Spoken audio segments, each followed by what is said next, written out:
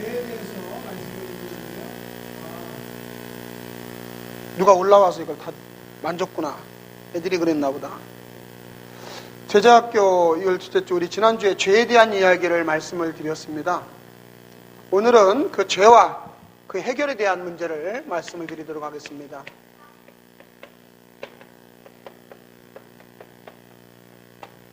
죄라는 것은 하나님의 뜻을 어기는 것인데,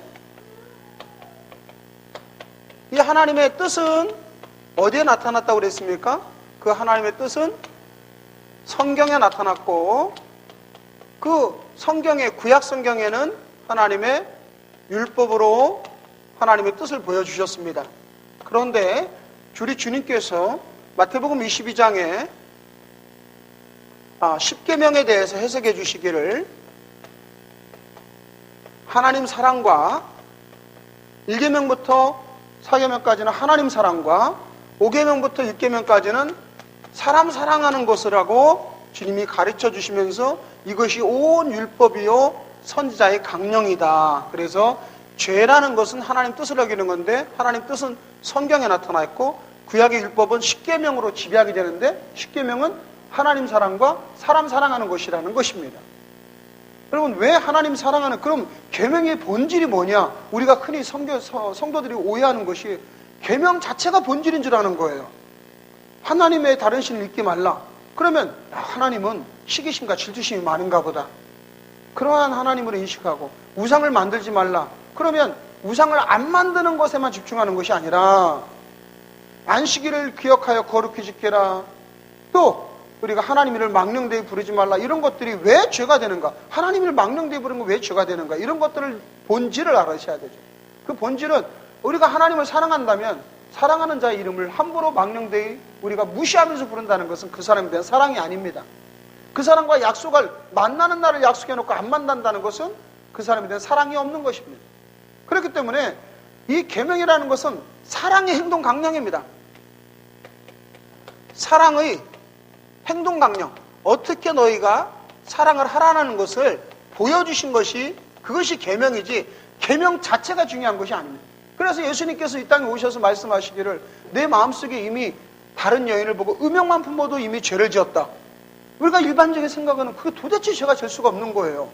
내가 왜 행동도 안 했는데 무슨 죄가 되느냐. 그런데 내가 다른 여인을 보고 음욕을 품으면 내 마음속에 아내를 사랑하는 마음은 이미 무너진 거거든요. 그러니까 그 자체가 바로 죄가 된다 이 말입니다. 사랑이 결핍되는 것이 결국은 죄다. 그래서 하나님 뜻을 여기는 것은 사랑의 결핍, 이것이 바로 죄의, 요게 바로 죄의 본질이란, 죄의 본질. 이해가 되시죠? 그러니까 죄는 남의 걸 도둑질하고 내가 뭐 간음하고 이것만이 죄가 아니라 그건 죄로 나타나는 행동일 뿐이고 결과고, 우리의 죄의 본질은 사랑이 부족한 것이 다 죄인 것입니다. 그러니까 하나님 앞에서, 자 그러면 하나님 앞에서 우리가 죄 없다 할 사람이 누가 있겠습니까? 이 완전한 이 하나님의 사랑을 누가 이룰 수 있겠어요? 아가페적인 사랑을 아무도 우리가 이룰 수 없는 거예요. 그래서 우리 주님이 이 땅에 오실 때 말씀하시기를, 내가 율법을 없애러 오신 게 아니다. 율법을 없애러 온 게 아니에요. 구약 율법이 필요 없다 해서 없애러 온 것이 아니라 율법을 완전하게 하려 오셨다. 그래서 율법의 완전이라는 것은 율법의 본질이 가지고 있는 목적, 율법이 가지고 있는 목적은 뭡니까? 사랑이라는 거예요. 사랑. 그래서 율법의 완전함은 사랑을 완전하게 완성시키는 것이 율법의 완전이다. 사랑을 완성시키는 것. 그 사랑을 어디서 완성시키느냐? 십자가에서 완성시키는 것이다. 왜? 십자가에서 하나님이 이 땅에 내려오셔서 우리에게 완전한 사랑을 보여주신 것이 바로 십자가에서 보여주신 하나님의 사랑. 그것이 율법의 완성이라 이렇게 얘기를 합니다. 왜? 사랑이 완성되는 것이 율법의 완성이니까. 자, 이러한 내용을 가지고 우리 예수님이 왜 우리를 위해서 이 땅에 오셔야 되는가를 이제 같이 보시도록 합니다. 자, 우리 오늘 제자학교 2주째, 아담의 불순종에 인해 모든 사람은 죄인이 되었습니다. 지난번에 왜 우리가 죄인인가를 말씀을 드렸죠? 이미 아담으로부터 죄를 지었을 때 우리는 다 죄인으로 태어나게 되었다 이 말이에요. 죄인의 자식은 죄인이요, 그 죄인의 자식도 죄인이다. 그래서 우리는 누구나 다 죄인인데 4번 죄인은 심판대 영원한 멸망의 형벌을 받습니다. 이거 죄의 결과입니다. 자, 죄의 결과로 우리 지난 시간에 봤죠. 뭐가 온다겠어요? 사망이 왔다. 사망. 첫 번째로 이 사망이 오는데 우리 사망은 생명만 끊어지는 것이 문제가 아니에요. 사람은 영과 혼과 육으로 이루어져 있잖아요. 영, 혼, 육으로 이루어져 있는데 육적으로 사망합니다. 그러면 우리 영혼은 어떻게 되느냐? 이 영혼도 사망해요. 영혼도 사망하는데 그 영혼의 완전한 둘째 사망을 얘기해요. 성경에서는 이것을 둘째 사망이라고 그러는데 이 둘째 사망은 언제? 완전한 형벌, 지옥불에 빠지는 것을 둘째 사망이라 이렇게 얘기를 합니다. 그 두 번째 밑에 보면 영원한 멸망의 형벌이란 불과 유황으로 타는 못, 곧 지옥에 던져지는 둘째 사망을 의미합니다. 그러나 계시록 21장 8절에는 두려워하는 자들과 믿지 않은 자들과 흉악한 자들과 살인자들과 음행하는 자들과 점술가들과 우상숭배자들과 거짓말하는 모든 자들은 불과 유황으로 타는 못에 던져지리니 이것이 둘째 사망이라. 사람은 그러잖아요. 일반적으로 사람들이 야, 사람이 한 번 죽지 두 번 죽냐 그러는데 사람은 두 번 죽어요. 분명히 아셔야 됩니다.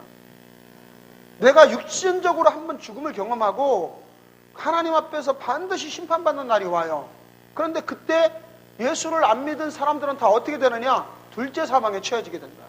이 둘째 사망은 영원히 헤어나올 수 없는 완전한 불못에 빠져지는 거예요. 그러니까 가끔 드라마나 이런 걸 보면, 영화 같은 데 보면 야, 내가 지옥의 형벌은 내가 대신 받을게. 너나 잘 살아라. 내가 이 복수라고 난 지옥으로 가면 사람들이 이렇게 웃기게 얘기하는데 절대 여러분 지옥이란 말 함부로 하면 안 돼요. 요즘에 제가 엊그제 토요일 날 우리 황명아자매하고 주부 만들다가 명아자매 밥을 같이 먹으려고 이제 밖에 여기 나가서 순댓국을 하나 먹는데 그 집에 텔레비전이 개콘이 틀어져요. 개국 콘서트가. 그래서 개국 콘서트는 참 가끔 보면 재밌더라고. 그 봤는데 어떤 사람이 뭐 어떤 프로인데 아유, 목이 아파 죽겠어 그러니까 옆에서 갑자기 죽음의 사자가 나타나더라고. 아니요 나 안 아파 안 죽을 티요 그러고서 막 이제 보내는데 우리가 가끔 목이 아파 죽겠어 배불러 죽겠어 이런 말 함부로 하는 거 아니지. 진짜로 이 죽음의 사자라는 것은 어마어마한 무시무시한 겁니다. 이렇게 우습게 얘기할 것이 안 돼요. 우리는 하나님 앞에서 이 둘째 사망이 얼마나 무서운 거를 아셔야 돼요. 자, 그 다음에 아담의 불순종으로 인해 죄가 세상에 들어오고 그 죄로 말미암아 모든 사람이 죄 가운데 살며 죄를 지음으로 결국은 불과 유황으로 타는 못 지옥에 던져져 고통받게 됩니다. 이때에는 두 번 다시 나올 수 있는 기회가 없습니다. 완전히 지옥입니다. 그런데 우리가 한 가지 아실 것은 우리 한번 성경을 한번 잠깐 찾아보십시다. 요한계시록 20장 말씀입니다.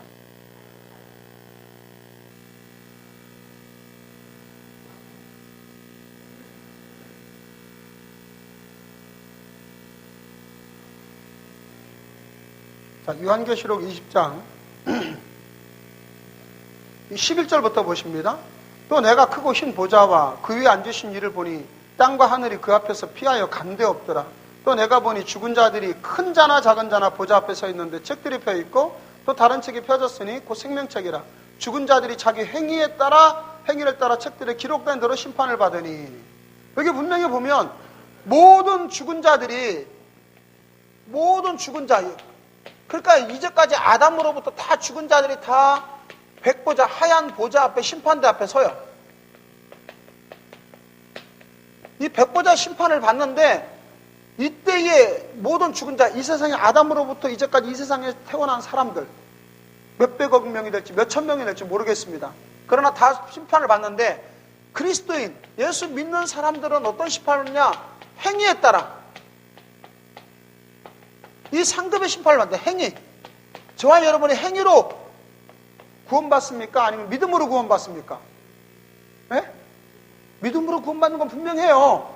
분명한데 우리의 행위에 따라서 나중에 상급의 심판이 따라온다는 거예요.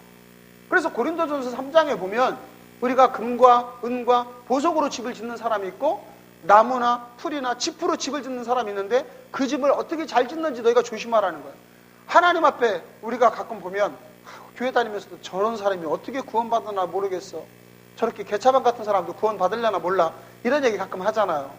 그런데 그 사람도 구원을 받을 수가 있어요. 왜? 예수를 정말 자기의 주인으로 믿고 예수를 입으로 시인한 사람 구원 받죠.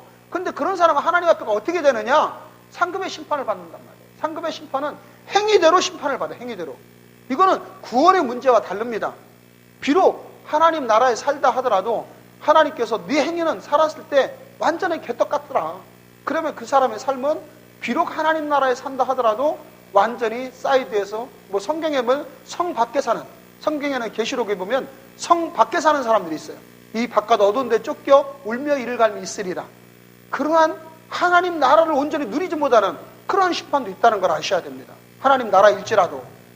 그래서 우리가 이 땅에서 상급에 내 행위로 구원받는 건 아니나 내 행위가 반드시 상급이 따라온다는 걸 아셔야 돼요. 자, 그래서 다시 우리 그 성경 교재로 돌아가면 이러한 모든 멸망이 있는 자들을 우리 주 예수 그리스도께서 구원자로 보내신 것을 아셔야 됩니다. 요한복음 3장 16절에 하나님이 세상을 이처럼 사랑하사 독생자를 주셨으니 이는 그를 믿는 자마다 멸망하지 않고 영생을 얻게 하려 하십니다. 우리 예수님께서 이 땅에 오셔서 우리를 구원하시는데 그 예수님의 구원이 어떻게 이루어지는가 하는 문제에 대해서 오늘 저와 여러분이 잠깐 알으셔야 됩니다. 자, 요한복음 1장에 보면 태초에 말씀이 계시니라 이 말씀이 곧 하나님이시라 그럽니다. 말씀이 하나님이시라. 그런데 요한복음 1장 14절에 가면 이 말씀이 육신이 되어 오신 분이 누구냐? 예수 그리스도라고 그래요. 그러면 예수님은 육신이요, 말씀이 육신이 되어 오신 분이요, 말씀이 하나님이라고 했으니까 곧 예수 그리스도는 누구세요? 하나님이시란 말이죠. 즉 예수 그리스도는 하나님이시다. 하나님 본인이 우리 인간의 옷을 입으시고 이 땅에 오셨는데 우리를 구원하러 오셨어요. 그럼 예수 믿는데 어떻게 우리가 구원을 받는가 하는 문제입니다. 2000년 전에 오신 예수님이 어떻게 나의 구원자가 되는가, 이 부분에 대해서 많은 분들이 이해를 못 하시는 분이 계시는데, 자, 우리는 지금 여기에 살고 있습니다. 현재. 그런데 내가 어느 날인가 내가 예수님을 영접하는 시간이 있었어요. 10년 전에 영접했던, 5년 전에 영접했던. 자, 예수님을 그리스도를 나의 주인으로 영접했는데 그때 영접하면 어떤 일이 벌어지는가? 예수님은 2000년 전에 오신 예수님이십니다. 이때가 예수님이 십자가에 못 박혀 돌아가신 때를 서기 30년이라고 하십시다. 서기 30년.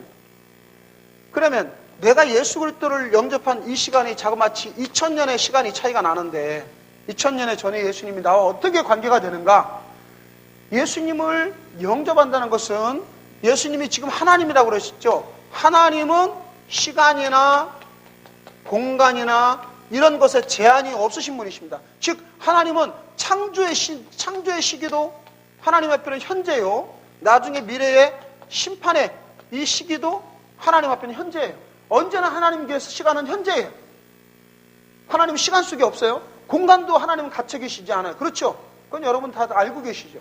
그러면 내가 예수님을 영접한다는 것은 이 주님이 오늘 이 시간에 하나님이라면 이 십자가에 달려있는 시간의 하나님도 똑같은 시간대에 계신 분이다. 이해가 되십니까?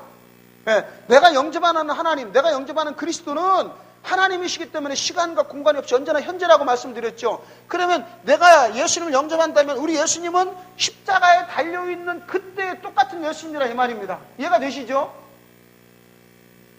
학교 때 다 공부 잘하신 분들이니까 이해 되실 겁니다. 그러면 내가 예수님을 영접한 것이 십자가에 달려있는 예수님과 똑같은 예수님인데 그 시간에 예수님을 영접하는 그 시간에 예수님도 십자가에 달려 있으신 분이라 이 말이에요. 그러므로 예수님은 그냥 대표적으로 옛날에 한 사람 한 번 딱 죽으신 것이 아니라 영접하는 그 순간에는 누구나 다 십자가에 달리신 예수님을 만나는 시간이라 이 말입니다. 그러면 내가 예수님을 주인으로 모셔드린다면 우리가 어떻게 됩니까? 그것을 로마서에는 연합한다 그래요. 로마서 6장에는 그리스도와 연합, 하나가 되면은 내가 십자가에 달려있는 예수님에게 내가 하나가 되는 거죠. 예수님 워낙 큰 하나님이시니까 내가 주님 안으로 들어가는 거 사실은 영접한다는 것은. 그러면 예수님에게 내가 들어가요. 예수님이 십자가에 달려있는 그 시간에 나는 어디에 있습니까? 영접하는 사람은. 예수님 안에 있는 거예요. 이해가 되세요? 내가 예수님을 영접하는 그 순간에 나는 예수님 안에 있는 거예요. 그러면 예수님이 십자가에 달려있을 때 나는 어디 있겠습니까? 나도 역시 십자가에 달려있죠. 이거는 제가 말씀드린 거 아니에요. 로마서에 있는 얘기예요. 그러면 내가 십자가에 달리는 것은 곧 예수님과 함께 있기 때문에 나와 예수님은 같이 죽는 거예요. 그리스도의 죽음이 나의 죽음이요. 내 죄를 대신해서 주님이 죽으시는 거예요. 예수님이 부활하신 것은 나도 부활하는 거예요. 그러므로 예수님과 연합되었다는 것은 내 모든 죄가 예수님이 죽을 때 나도 같이 죽는 거예요. 나도 같이 그 죄값을 치르는 거예요. 그리고 예수님이 부활될 때 나도 부활되는 거예요. 그래서 이거를 우리는 뭐라고 하느냐? 거듭남이라, 중생했다, 이렇게 이야기를 하죠. 이 다시 중자, 다시 태어났다라는 거예요. 왜 우리가 거듭났느냐? 당신 진짜로 중생했느냐? 당신 진짜로 거듭났느냐? 얘기를 왜 하느냐면 내가 예수와 함께 죽었기 때문에 우리는 다시 태어난 걸 경험하는 거예요.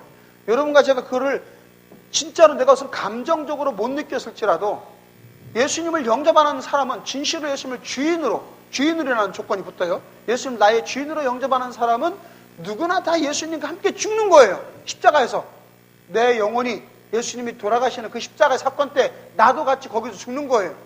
그리고 내가 죽고 나서 예수님과 같이 부활할 때 나도 부활한 거예요. 그렇기 때문에 나는 다시 태어난 자가 되는 것입니다. 그래서 우리는 새로 난 사람이라, 거듭난 사람이라, 본 어게인했다, 중생했다, 이렇게 이야기를 하는 거예요. 그래서 왜 괜히 중생했냐? 그 의미가 성경적인 이유가 있어서 중생했다고 하는 거예요. 그런데 뭐가 중생했습니까? 영혼이 중생한, 영혼이 중생한 것이지 육신이 다시 중생한 것은 아니에요. 육신은 엄마 뱃속에 들어갔다 다시 나올 수도 없고 우리 영혼이 참 생명인데 그 영혼이 중생한 것입니다. 그렇기 때문에 예수님을 믿는다는 것은 예수님과 연합을 이루는 것이 예수님 연합. 예수님을 믿는다는 건 예수님을 나의 주인으로 모셔드리는 것입니다. 그게 예수님의 연합이에요. 연합이 이루어져야만이 예수와 함께 내가 죽을 수가 있어요. 근데 내가 예수를 믿는다 하면서도 예수를 영접 안 해, 주인으로. 그러면 예수와 나는 물과 기름처럼 연합이 절대 안 돼요. 그리고 예수를 주인으로 영접하지 않은 사람들은 예수님과 연합이 될 수가 없기 때문에 교회를 10년 아니라 100년을 다녀도 그 사람은 예수님과 연합이 안 이루어지면 중생할 수 없어요. 중생하지 못한 자는 어떻게 돼요? 하나님 나라를 볼 수 없다고 주님이 말씀하셨어요. 그는 천국에 들어갈 수 없다라는 얘기죠. 그렇기 때문에 우리는 예수님을 믿는다는 것은 내가 예수님을 나의 주님으로 인정하고 모셔드릴 때 예수님과 연합이 이루어지고 예수님과 연합이 이루어지면 내가 십자가에서 예수님과 함께 같이 죽고 예수님과 함께 같이 부활을 경험함으로 중생할 수 있는 것입니다. 그래야 내 죄가 없어지고 내가 하나님 앞에서 거듭난 하나님의 백성으로 살아가는 것이죠. 이것이 예수 믿는 원리요 도리입니다. 복잡한 것도 아니고 어려운 것도 아닌데 우리가 예수님을 연합하지 못하는 것이 가장 큰 걸림돌이에요. 연합하려면 내 것을 포기해야 돼요.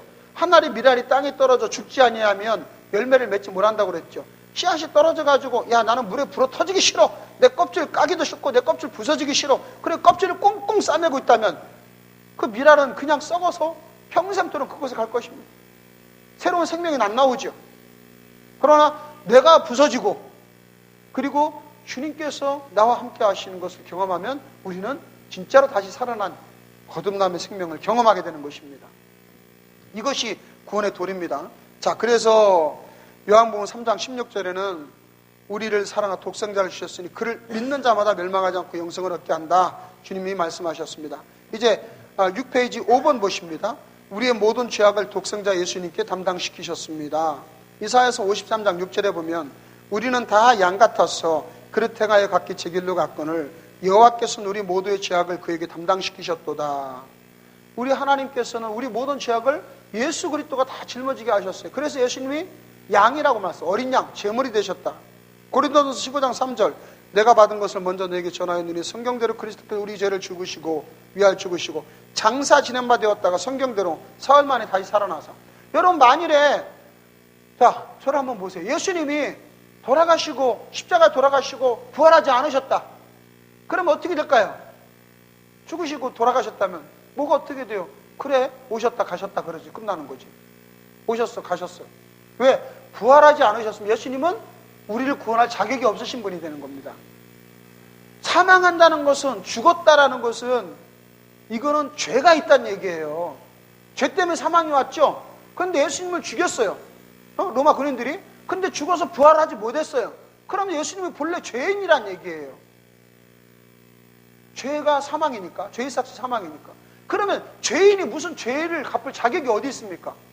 죄인은 죄인을 대신 속죄할 자격이 없어요. 여러분, 노예가 어떻게 노예를 속죄해 줍니까? 노예가 아닌 자유인이 노예를 사서 풀어줄 수 있는 거예요. 그런데 어떻게 예수님이 만일에 부활하지 못하셨다면 예수님은 죄인이었다는 거예요. 그러니까 예수님이 부활했다는 건 놀라운 하나님이라는 것을 가르쳐주고 입증한 거예요. 사망 권세를 이기시는 것은 하나님밖에 없고 의로운 죄가 없으신 분밖에 없기 때문에 부활하셨다는 것은 예수님이 죄가 없는 것을 증명해 준 거예요. 그러니까 이 예수님의 부활절이 우리 크리스마스보다 사실은 더 중요한 날인 거예요. 예수님 부활하지 않으셨으면 고린도전서 15장에는 바울이 그런 얘기를 합니다. 예수님이 만일에 부활하지 않으셨으면 우리 믿음이 헛것이라 그랬어요. 헛것. 그만큼 예수님 부활이 중요한 거예요. 예수님이 부활하지 않으셨으면 저와 여러분은 헛된 분을 믿은 거예요. 그러나 우리 예수님 부활하신 것이 사실이기 때문에 우리의 믿음이 보증이다. 확실한 보증이다. 할렐루야. 자, 이제 뒷장 옆 7페이지로 넘어갑니다. 예수님은 우리를 죄에서 구원하시려 우리 대신 십자가에서 피 흘려 죽으셨습니다. 그리고 3일 만에 다시 살아나셨습니다. 그러면 예수님 왜 십자가에서 피 흘려 죽으셔야만 했을까요? 히브리서 9장 22절을 보니까 율법을 따라 거의 모든 물건이 피로서 정결하게 되나니 피 흘림이 없은즉 사함이 없느니라. 우리가 예수의 보혈을 많이 강조하죠. 주님의 보혈, 주님의 보혈. 그 다음에 보혈의 능력, 보혈의 능력. 우리가 막 보혈을 계속 찬양합니다. 왜 예수님의 피를 강조하느냐? 그 피가, 예수님이 십자가 흘리신 피가 모든 죄값을 갚았다 이 말이에요. 죄값을 갚았어요. 근데 죄는 누가 지배한다고요? 사탄이 지배하죠. 그러니까 피값으로 이미 죄값을 갚았는데, 피를 흘려 죄값을 갚았는데 사탄이 우리에 대해서 너 죄 있다고 우리를 참소할 권리가 있어요, 없어요? 없어요. 봐요. 여러분이 만일에 무슨 잘못을 했다, 우리가 많이 잘못해가지고 감옥에 가서 너 1년 살고 나와. 판사가 징역형을 때려가지고 1년을 살고 나왔어요. 만일에 잡히기 전에는 경찰서만 보면 돌아다니고 무서워서 도망다녔지만 죄값을 갖고 나왔어요. 그럼 경찰을 보면 무서울까요? 이제는 안 무서운 거예요. 잡히기 전에는 무서워서 도망다녀요. 왜? 그때는 경찰이 권세가 있었어. 죄인이니까 잡아서 심판할 권세가 있었어요. 근데 내가 죄를 갚았어. 징역을 살고 나왔어. 그러면 경찰이 나한테 권세가 없어졌다 이 말이에요. 그래서 사탄이 예수의 피를 무서워하는 이유가 이미 피값을 갚았는데 네 권세가 이미 다 없어졌다는 것을 보여주기 때문에 우리가 주님의 피로, 예수의 피로 이 사탄의 권세 물러갈지어다 하고 기도할 수 있는 것은 이미 죄값을 갚아서 너는 아무런 나에 대한 권리가 없어졌다는 거예요. 그래서 이 피가 중요하게 얘기를 하는 겁니다. 이해가 되시죠? 네.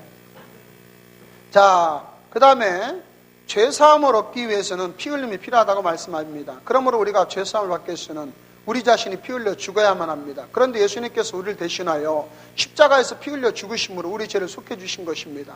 에베소서 1장 7절 같이 한번 읽어볼까? 시작. 우리는 그리스도 안에서 그의 은혜의 풍성함을 따라 그의 피로 말미암아 속량 곧 죄사함을 받았느니라. 이것이 은혜라는 겁니다. 은혜. 우리 하나님이 어쩌다가 우리를 사랑하셔서 우리에게 이렇게 피를 흘려주시고 대신 갚아주신 것이 놀라운 은혜죠. 이거는 주님이 아니시면 우리에게 베푸실 것이 없습니다. 오직 주님만이 우리에게 이런 은혜를 주실 수 있는 것이에요.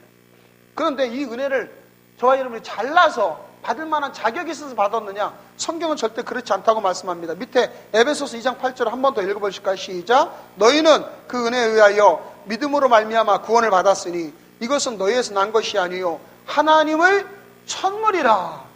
그러니까 구원받은 것은 내가 하나님을 선택해서가 아니고 내가 잘해서가 아니라 선물로 받은 거라는 걸 아셔야 돼요.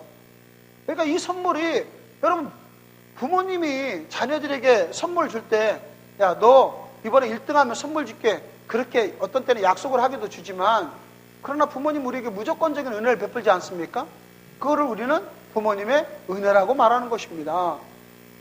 지난번에 제가 그런 얘기 드렸잖아요. 초등학교 1학년인가 2학년 국어 시험을 보는데 왜 부모님 우리를 이렇게 사랑할까요? 그렇게 썼더니 가로 열고 가로 닫고 그 안에다가 어떤 학생이 뭐라고 썼어요?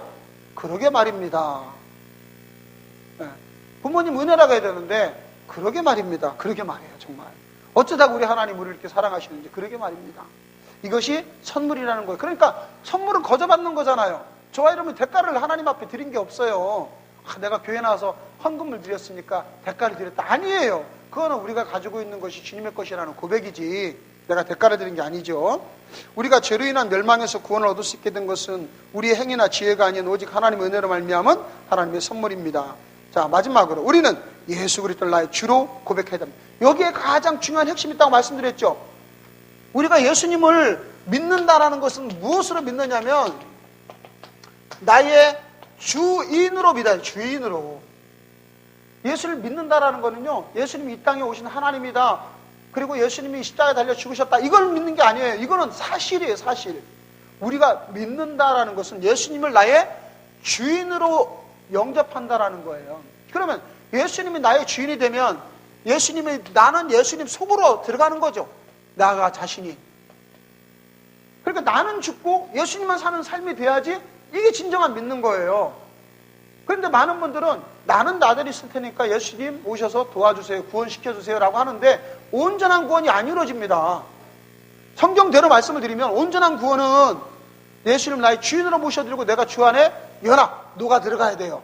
그러니까 나는 죽고 예수로 사는 삶. 그래서 주님이 뭐라고 말씀하세요? 살고자 하는 자는 죽을 것이라. 내가 이 땅에서 내 영혼을 아까워하고 내가 내 것으로 움켜쥐고 살고자 하는 자는 못 살아나요. 왜? 주님과 연합이 이루어지지 않아요. 안 부서지니까. 그런데 내가 죽고 내가 반드시 죽으면 필사 즉 생이라. 내가 반드시 죽고자 하는 자는 살 것이라고 말해요. 내가 죽으면 예수님과 연합이 되고 예수님 연합이 된 자는 예수님과 십자가에서 같이 죽고 같이 부활하는 놀라운 일을 경험하게 되는 것.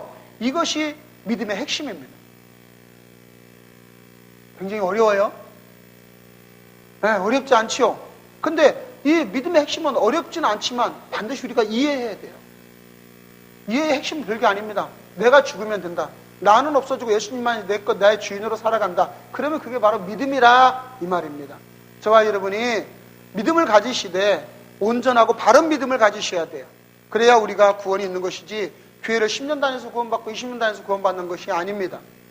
저와 여러분은 온전한 믿음을 가지고 다 구원받아서 하나님의 은혜의 선물 누리시기를 주의 이름으로 축원합니다. 기도하시겠습니다. 하나님 아버지 감사합니다. 오늘 이렇게 우리가 제자